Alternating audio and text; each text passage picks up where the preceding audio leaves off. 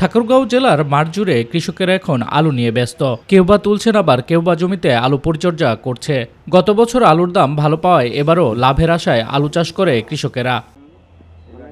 তবে আলু নিয়ে যেন এবার দুশ্চিন্তায় পড়েছেন কৃষকেরা। এবার সেপ্টেম্বর অক্টোবরে বৃষ্টির কারণে ক্ষেতের বীজ নষ্ট হয়ে যায় তাদের। এ কারণে নতুন বীজ রোপণ করতে হয় কৃষকের। এতে অন্যান্য বছরের তুলনায় এবার চাষে খরচও বেড়েছে। বীজের দাম এত বেশি ছিল যে 80 টাকা 100 টাকা কেজি, আর বর্তমান আলু বিক্রি করতেছি আমরা 15 থেকে 13 টাকা কেজি। তাতে আমাদের বিঘা প্রতি নিম্নে 30 থেকে 40 হাজার টাকা লস।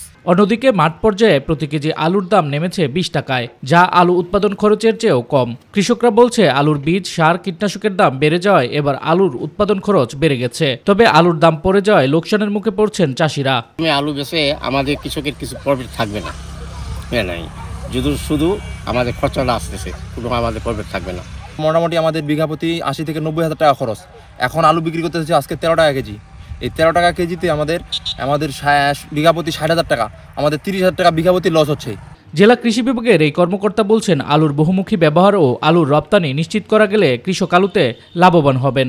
যেহেতু সারা দেশে আলু চাষ এবার ব্যাপকভাবে বৃদ্ধি পেয়েছে, সেক্ষেত্রে আমি বলবো যে আলু ফসলের যদি আমরা রপ্তানি বৃদ্ধি করতে পারি, রপ্তানি এবং আলুর বহুবিধ ব্যবহার নিশ্চিত করতে পারি, তাই সেক্ষেত্রে হয়তোবা আলুর দাম কৃষকদের প্রত্যাশা অনুযায়ী না হলেও কৃষকরা লাভবান হবেন। চলতি বছর ঠাকুরগাঁওয়ে 34,725 হেক্টর জমিতে আলুর চাষাবাদ করা হয়েছে। শামস তাবরিজ উচ্ছ্বাস, মাই টিভি নিউজ ডেস্ক।